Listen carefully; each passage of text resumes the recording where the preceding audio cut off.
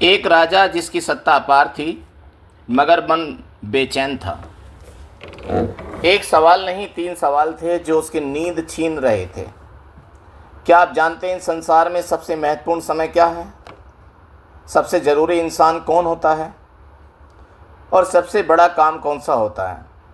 जब महल के उत्तर जंगल की मिट्टी से मिले तो बदला एक जीवन ही नहीं, एक पूरा युग है। ब्लूम टीवी 2 प्रस्तुत करता है राजा के तीन सवाल, एक ऐसी कहानी जो आपके सोचने का तरीका बदल देगी। तो आइए शुरू करते हैं उस कहानी को। बहुत समय पहले की बात है। एक विशाल और समृद्ध राज्य में एक न्यायप्रिय और बुद्धिमान राजा शासन करता था। उसका नाम था राजा आदित्य सिंह। राजा आदित्य सिंह अपनी प्रजा से बहुत प्रेम करता था और दिन रात यही सोचता रहता था कि उसका राज्य सबसे सुखी और समृद्ध हो। पर एक दिन उसके मन में एक अजीब बेचैनी कर गई। दरबार में आने पर उसने सब दरबारियों से कहा, आज मेरे मन में 3 प्रश्न उठे हैं और जब तक इनका उत्तर नहीं मिलेगा मेरा मन शांत नहीं बैठेगा। दरबारी चकित हो गए। मंत्री ने हाथ जोड़कर पूछा, महाराज ऐसे कौन से प्रश्न हैं जो आपको व्याकुल कर रहे हैं? राजा ने कहा, मेरे 3 प्रश्न हैं और वो इस प्रकार हैं।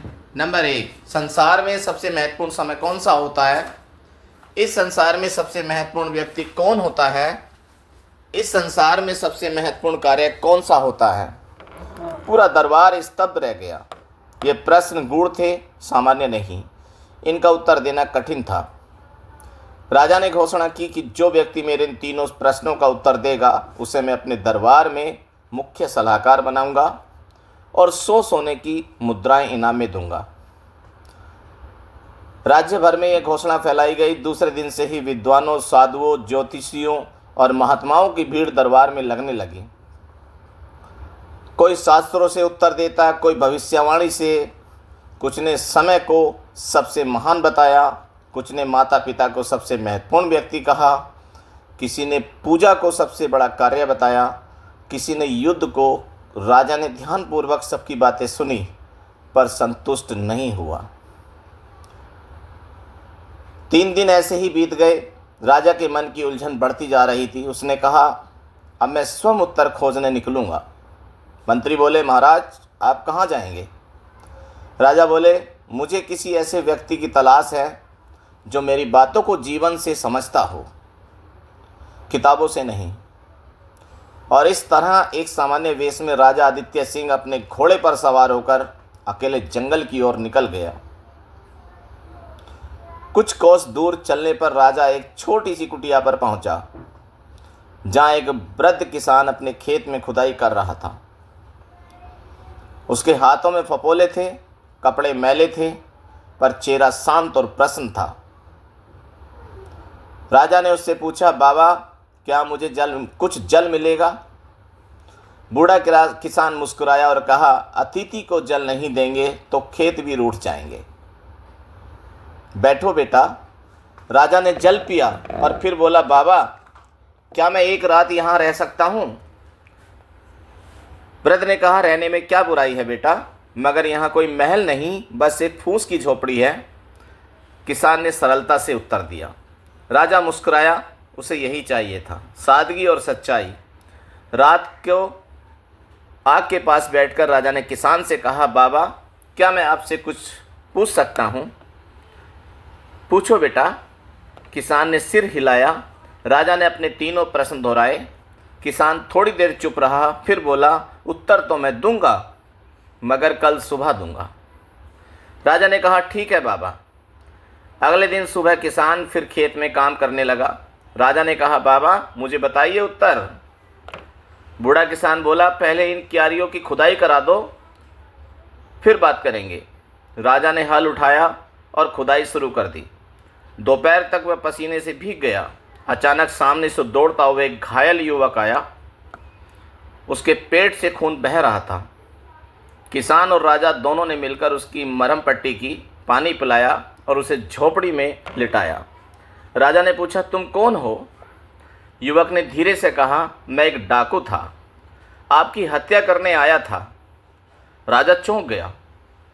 मुझे लगा आप अकेले जंगल में होंगे तो मैं बदला ले सकूंगा।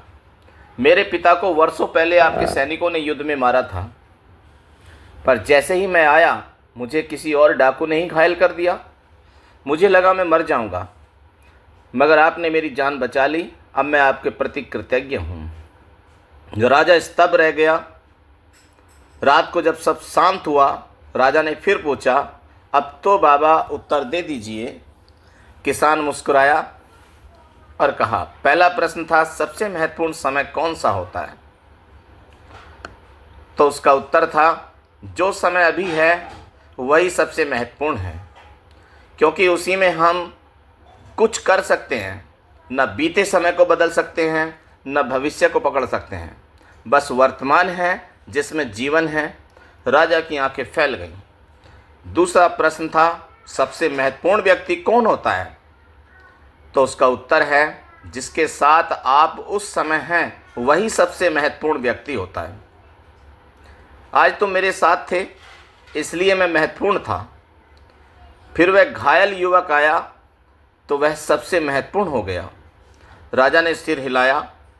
बात सीधी थी पर गहरी बहुत थी। तीसरा प्रश्न था, सबसे महत्वपूर्ण कार्य कौन सा होता है? तो उसका उत्तर है, जो किसी की भलाई करे वही सबसे महत्वपूर्ण कार्य होता है। आज तुमने मेरी मदद की, उस घायल को बचाया। क्या वह छोटा कार्य था? नहीं, वही सबसे बड़ा कार्य था।